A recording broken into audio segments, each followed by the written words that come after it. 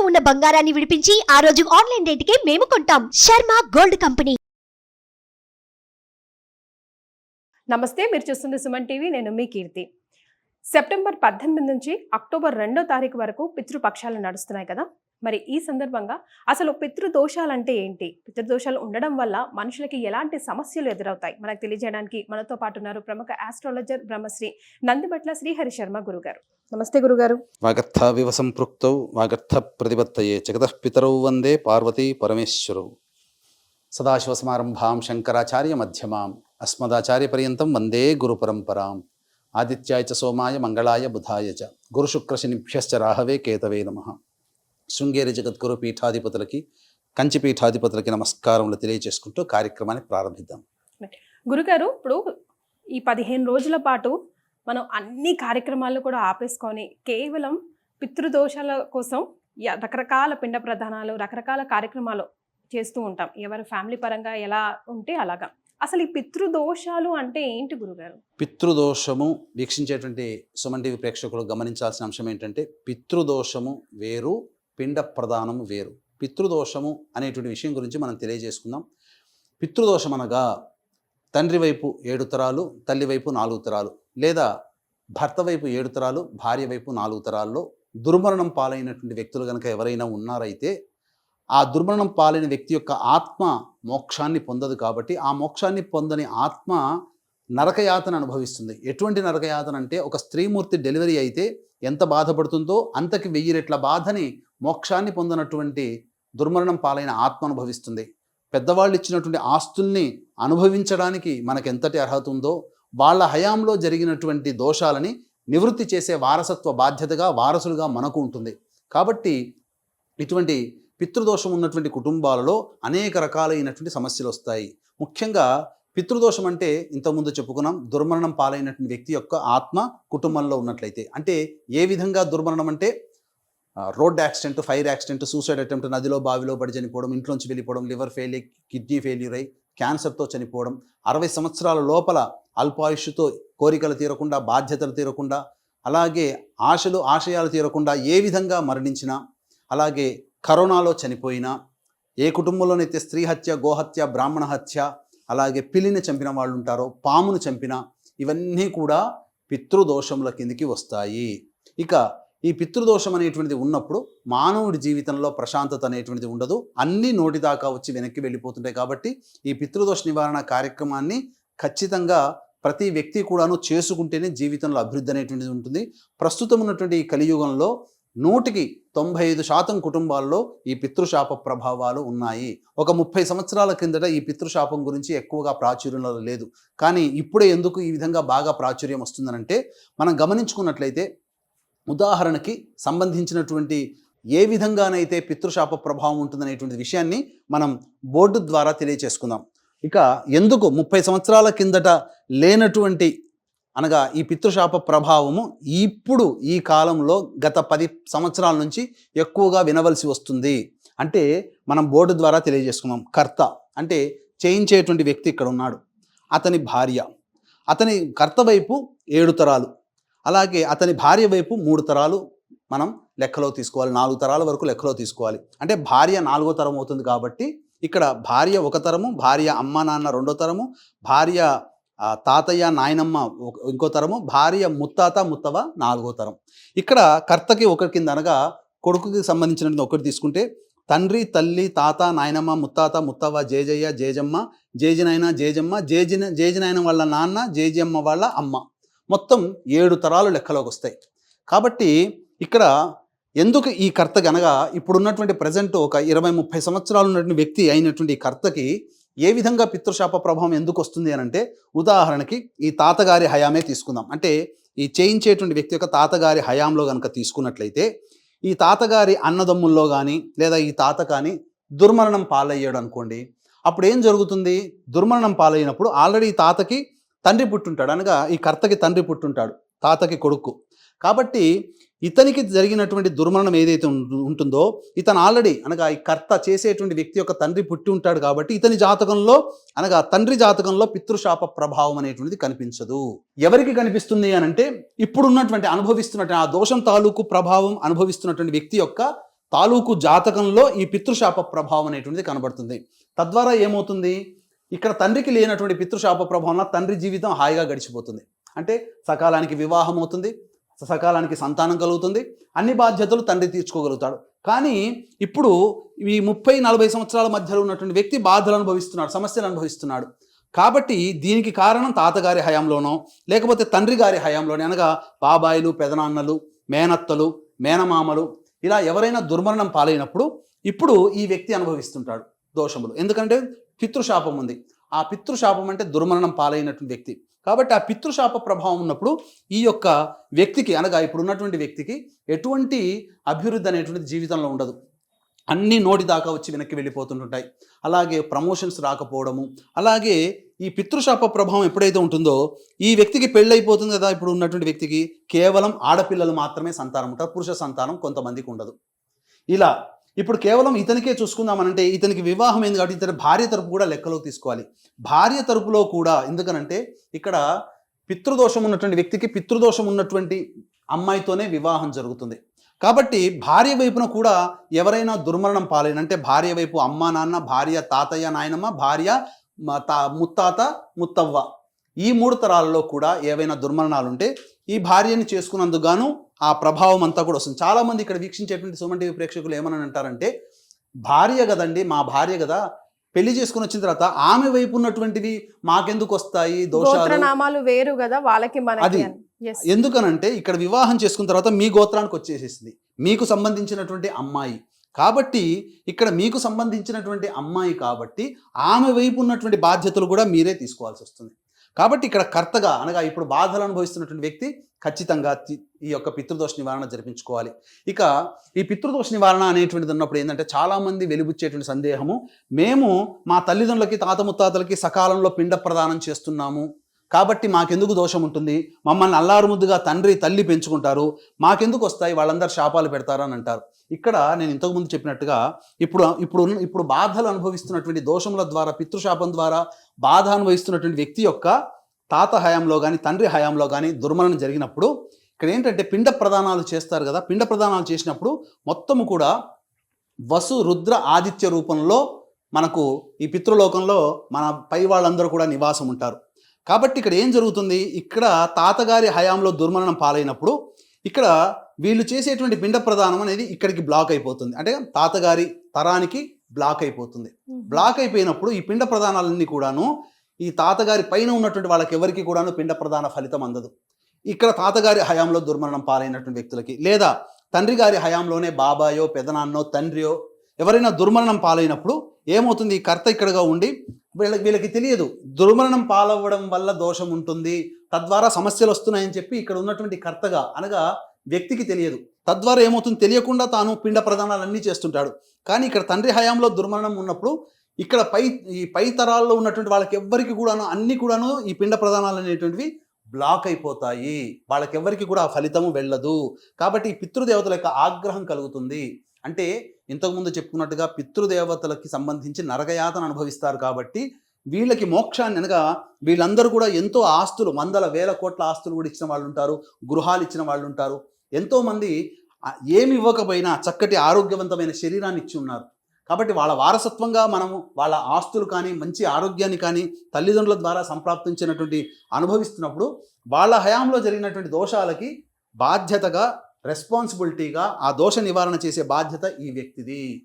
కాబట్టి ఈ వ్యక్తి ఇక్కడ ఏమవుతుంది, ఈ పిండ ప్రదానాలు అనేటువంటివి ఎన్ని చేసినా పైదాకా వెళ్ళవు. అంటే కనెక్షన్ కట్ అయిపోతుంది. మళ్ళీ ఎప్పుడు దాన్ని పునరుద్ధరించబడుతుంది అంటే ఆ యొక్క పితృదోష నివారణ జరిగిపోతే అప్పుడు ఈ తండ్రి హయాంలో, అంటే తండ్రి కావచ్చు, బాబాయి పెదనాన్న కావచ్చు, ఎవరైనా, లేదా బాబాయి కొడుకులు పెదనాన్న కొడుకులైనా కావచ్చు, వీళ్ళ హయాంలో జరిగినటువంటి దోషం వల్ల ఏమవుతుంది, ఇక్కడ మోక్షాన్ని పొందకుండా ఇక్కడ ఆత్మ ఉంటుంది కదా. దీనివల్ల ఏమవుతుందనంటే ఈ పితృశాపక్రియ ఈ యొక్క వ్యక్తి చేయడం వల్ల వీళ్ళకందరికీ కూడాను మోక్షాన్ని ప్రసాదించిన వాళ్ళు అవుతారు. ఎప్పుడైతే మోక్షము వీళ్ళ యొక్క ఈ హైరార్కీలో ఎప్పుడైతే ఒక వ్యక్తి ఆత్మ మోక్షాన్ని పొందుతుందో మిగతా ఉన్నటువంటి వాళ్ళకందరికీ కూడాను ఈ కర్త చేసేటువంటి పిండ ప్రధాన ఫలితం అంతా కూడాను అందుబాటులోకి వస్తుంది. తద్వారా అందుకనే భార్య వైపు కూడా 3 తరాలు తీసుకోవాలని చెప్పి ఉన్నది. భార్య వైపు అంటే భార్య తమ్ములు అన్నయ్యలు బావమర్దులు కానీ, భార్య అమ్మ నాన్న, భార్య తాత నాయనమ్మ, భార్య ముత్తాత ముత్తవ్వ, వీళ్ళందరూ కూడా ఈ పరిధిలోకి వస్తారు. కాబట్టి వీక్షించేటువంటి ప్రేక్షకులు గమనించాల్సినటువంటిది, ఇట్లాంటి పితృశాప ప్రభావం ఉన్నప్పుడు అనేక రకాలైనటువంటి సమస్యలు వస్తాయి. ఎటువంటి సమస్యలు వస్తుంటుంటాయి? కర్తకు కానీ, భార్యకు కానీ తరచూ అనారోగ్యం పాలవుతుంటారు. వాళ్ళ పిల్లలు కానీ, అంటే మీ పిల్లలు కానీ, ఎవరైనా కానీ దోషం ఉన్నటువంటి కుటుంబాల్లో తరచూ యాక్సిడెంట్స్కి గురవుతుంటారు. మందులకు నయం కాని రోగాలతో బాధపడుతుంటారు. అలాగే కేవలం ఆడపిల్లలు మాత్రమే ఉంటుంటారు, మగ సంతానం ఉండదు. అలాగే కులాంతర మతాంతర వివాహాలు కుటుంబంలో జరుగుతాయి ఈ పితృశాప ప్రభావం. ఈనాడు ఇప్పుడు తల్లి తండ్రి ఉన్నారు, ఉన్నప్పుడు వాళ్ళ పిల్లలు చక్కగా చదువులు ఇచ్చి లక్షలు కోట్లు ఖర్చు పెట్టి చదువు చెప్పిస్తారు. కానీ వాళ్ళు విజ్ఞానం లేక వేరే కులస్తుల్ని మతస్థుల్ని వివాహం చేసుకుంటారు. ఇటువంటివన్నీ కర్తకి అనగా తల్లికి తండ్రికి బాధే కదండి. కాబట్టి ఎవరు సంతోషంగా ఉంటారు? ఎవరైనా వాళ్ళ కులంలో ఉన్నటువంటి వ్యక్తికి ఇచ్చి వివాహం చేసుకోవాలి, ఆనందంగా ఉండాలనుకుంటారు. కాబట్టి బాధ కలిగించేటువంటి కులాంతర మతాంతర వివాహాలు జరుగుతాయి. కాబట్టి అంతేకాకుండా ఈ యొక్క పితృశాపం ఉన్నప్పుడు ఏమవుతుందనంటే భార్యాభర్తలకి మధ్య సంబంధ బాంధవ్యాలు ఉండవు, సోదర సోదరి మధ్య సంబంధ బాంధవ్యాలు ఉండవు. అలాగే ఇంట్లో ఈ సంబంధించినటువంటి భర్తకి భార్యకి కలిగే సంతానము శారీరక మానసిక లోపాలతో పుడుతూ ఉంటుంటారు. అలాగే ఇంకా చెప్పాలి అని అంటే ఈ యొక్క పిల్లలకు అనుకోని పరిస్థితుల్లో భర్త కావచ్చు, భార్య కావచ్చు, లేదా పిల్లలు కావచ్చు, అనుకోని కారణాల వల్ల కారాగారవాసం అనగా జైలు జీవితం గడపాల్సినటువంటి పరిస్థితి వస్తుంది. ఆ కారణంగా ఎంతోమంది లేరు, ఎంతమంది సెలబ్రిటీస్ లేరు, వాళ్ళందరూ డబ్బులుండి ఆనందంగా ఉన్నారా? ఎంతోమంది తెలియని తప్పులకి కూడా కారాగారవాసాన్ని పొందాల్సినటువంటి పరిస్థితి వస్తుంది. కాబట్టి ఇక్కడ ఏ విధంగానైనా ఇరుక్కోవచ్చు, ఫ్రెండ్ ద్వారానైనా కానీ ఇరుక్కోవచ్చు. ఇంకా చెప్పాలి అని అంటే జీవితంలో అభివృద్ధి ఉండదు. అలాగే తరచూ డైవోర్స్ అవుతూ ఉంటుంటాయి. ముఖ్యంగా ఇక్కడ వీళ్ళ పిల్లలు ఉంటారు కదా, అబ్బాయిలైనా అమ్మాయిలైనా, ఈ భర్తకి భార్యకి ఉండే పిల్లలు, వాళ్ళ పిల్లలకి సకాలంలో పెళ్ళిళ్ళు కావు. అలాగే సంతానం కలగదు. ఇంకా చెప్పాలి అని అంటే అనేక రకాలైనటువంటి వివాదాలు, సమస్యల్లో వీళ్ళ జీవితం ఉంటుంది, ప్రశాంతత ఉండదు. బంగళాలు ఉంటాయి, కార్లు ఉంటాయి, కానీ తినడానికి సరిగ్గా ఆరోగ్యం ఉండదు. అలాగే సకాలంలో భార్యాభర్త కలిసి భోజనం చేయలేని పరిస్థితులు వస్తుంటాయి. అనగా ఏది కూడాను మనసు విప్పి పంచుకోలేనటువంటి కుటుంబ సభ్యుల మధ్యన జీవితాన్ని గడపాల్సి వస్తుంది. ఎవరి మాట ఒకరు వినరు. అలాగే ఎన్నో పూజలు చేశాము, ఆ పూజలన్నీ ఫలించట్లేవు అని అంటుంటుంటారు కదా, అట్లాంటి సందర్భంలో ఈ పితృశాప ప్రభావం ఉంటుంది, అటువంటి కుటుంబాల్లో ఉంటుంది. అంతేకాకుండా ఇంకా చెప్పాలి అని అంటే ప్రధానంగా ఈ పితృశాప ప్రభావంలో కలిగేటువంటి సమస్యలు ఏంటనంటే ముఖ్యంగా మీతో పాటు వివాహమైన కుటుంబాలు కొన్ని ఉంటాయి. ఆ కొన్ని కుటుంబాలు మాత్రమే అభివృద్ధిలోకి వస్తాయి. మీ యొక్క కుటుంబాలు మాత్రం కొన్ని ఎక్కడ వేసిన గొంగడ అన్నట్టుగా ఉంటుంది. అభివృద్ధి అనేటువంటిది ఉండదు. కాబట్టి పురుష సంతానం ఉండదు, అనగా స్త్రీ సంతానం మాత్రమే ఉంటుంది, పురుష సంతానం వంశానికి వారసులు ఉండరు. ఇటువంటివన్నీ కూడా పితృశాప ప్రభావాల్లో వస్తాయి. కాబట్టి ఈ భర్త వైపు 7 తరాలు, భార్య వైపు 4 తరాలలో ఎక్కడైనా దుర్మరణం జరిగినా ఇక అప్పటి నుంచి వాళ్ళు చేసేటువంటి పిండ ప్రదానాలు ఏవి కూడాను వాళ్ళ దాకా వెళ్ళవు. ఎన్ని పూజలు చేసినా ఆ పూజలు అనేటువంటివి ఫలించవు. అందువల్ల పితృదేవతలకి మోక్షాన్ని కలిగించేటువంటిది పితృశాప నివారణ ప్రోగ్రాము. కాబట్టి పిండ ప్రదానం వేరు, పితృశాపం వేరు. దీన్ని దృష్టిలో పెట్టుకునే మన పీఠమాధ్వర్యంలో ఈ యొక్క పితృపక్షాలలో 30వ తారీఖు రోజున మఖా నక్షత్రం, పితృదేవతా నక్షత్రం మఖా నక్షత్రము మరియు త్రయోదశి తిథి కలిసినటువంటిది ఈ యొక్క అమూల్యమైనటువంటి రోజున, అద్భుతమైనటువంటి రోజు. పితృపక్షాలలో అద్భుతమైన రోజు ఏదయ్యా అంటే 30వ తారీఖు రోజున.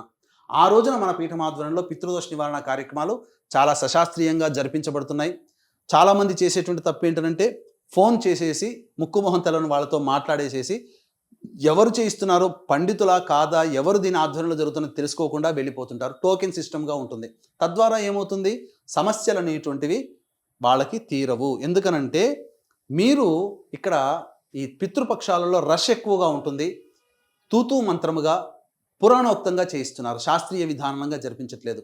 కాబట్టి గత 15 సంవత్సరాలుగా దాదాపు 1000కి పైగా ఈ పితృదోష నివారణ కార్యక్రమాలు మన పీఠం ఆధ్వర్యంలో జరిపించడం జరిగింది.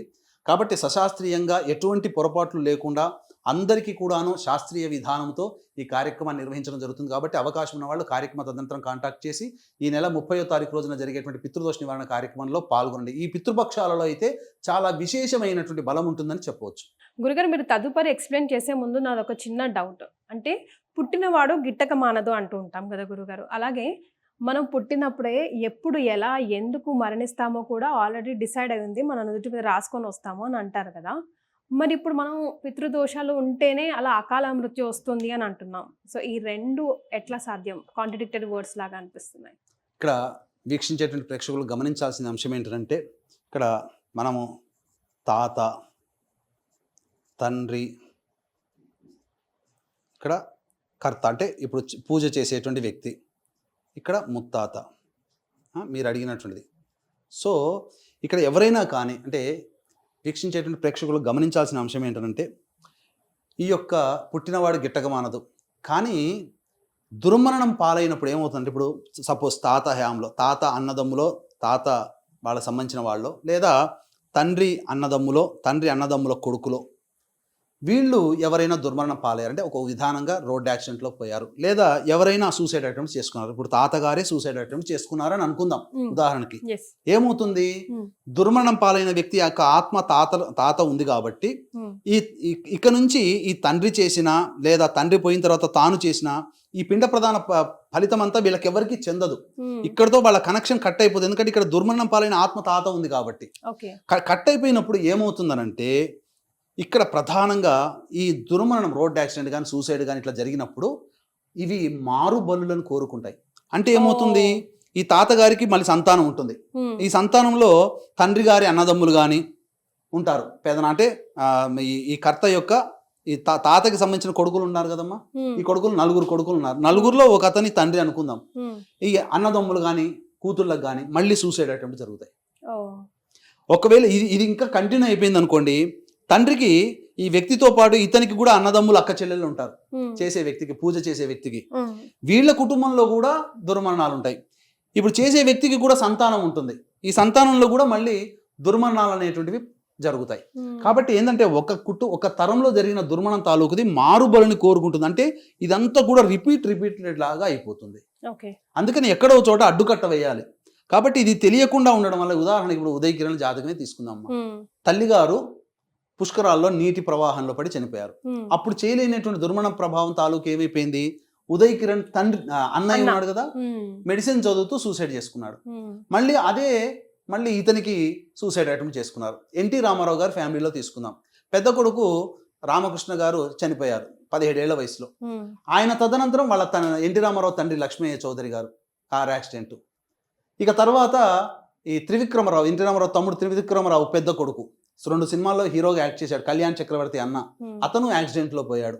ఇంకా చెప్పాలి అని అంటే ఎన్టీ రామారావు గారి కొడుకు హరికృష్ణ కొడుకు జానకిరాము, ఎన్టీ రామారావు గారు కూతురు ఉమామహేశ్వరి, అలాగే వీళ్ళందరూ దుర్మరణాలు, సూసైడ్ అటెంప్ట్లే ఎన్టీ రామారావు గారి ఫ్యామిలీ తీసుకుంటే.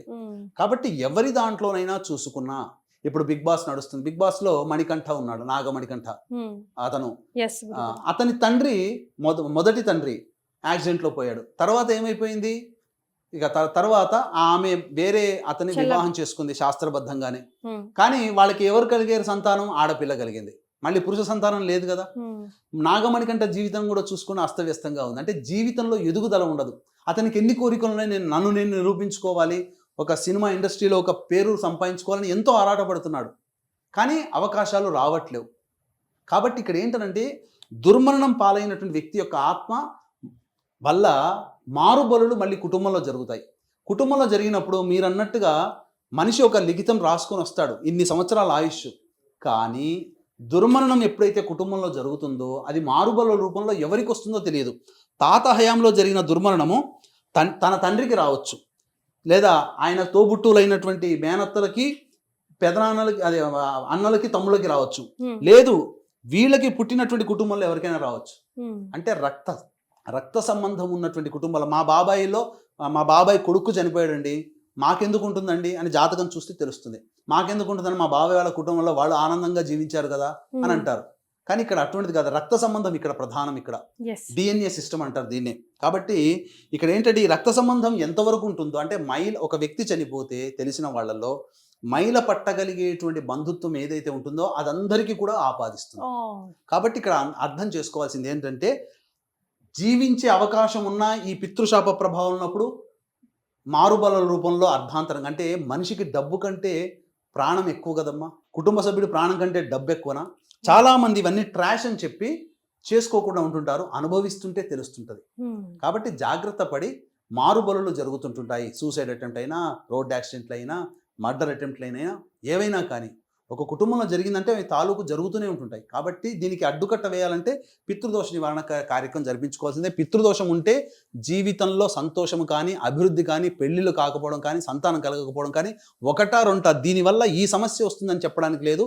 అనేక రకాల సమస్యలు దీర్ఘకాలికంగా బాధపడుతూ ఉంటుంటాం. Right. కాబట్టి ఎక్కడో చోట అడ్డుకట్ట వేస్తే ఇక అప్పటి నుంచి ఇప్పుడు ఈ కర్త చేశాడు అనుకోండి, ఇప్పటి నుంచి ఉన్నటువంటి దోషం అంతా తొలగిపోతుంది.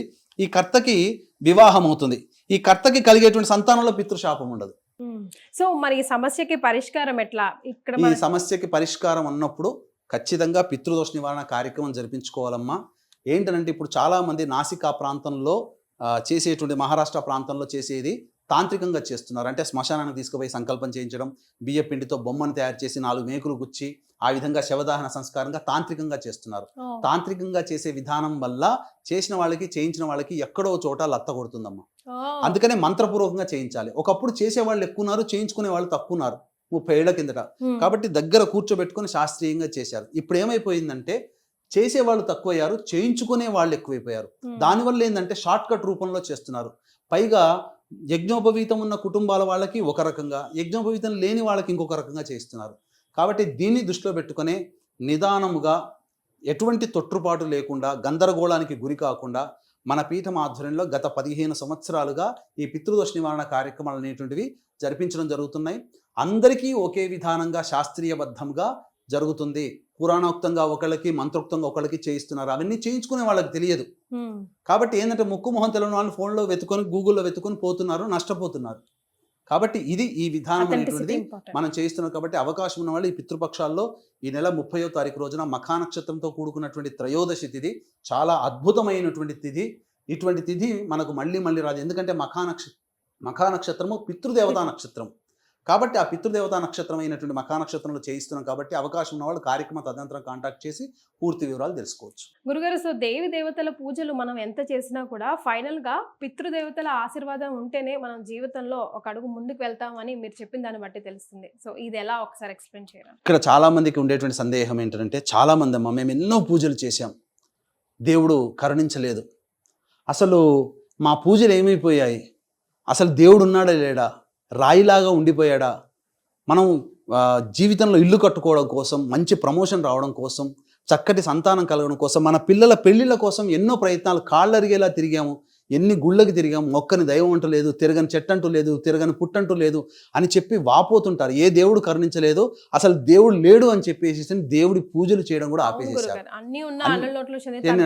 కానీ వాళ్ళకి తెలియని విషయం ఏంటంటే, ఎన్ని పూజలు చేసినా ఫలించలేదు, నిజాయితీగా ఎంత కష్టపడ్డా మనకు గుర్తింపు రావట్లేదు అని అంటే అది కేవలం ఇక్కడ ఏంటంటే చాలామంది ఏం చెప్తుంటారంటే, మన పని మనం చేసుకోవడమే, మనం కష్టపడుతున్నాం అని, ఈ జన్మకి మనం మంచి చేయాలి. కరెక్టే, మంచి చేయాలి, కష్టపడుతున్నా ఫలితం దక్కలేదు, పూజలు చేసినా దాని ప్రభావం కనబడట్లేదు అంటే ఆ కుటుంబాలలో పితృశాప ప్రభావం అనేటువంటిది ఉంటుంది.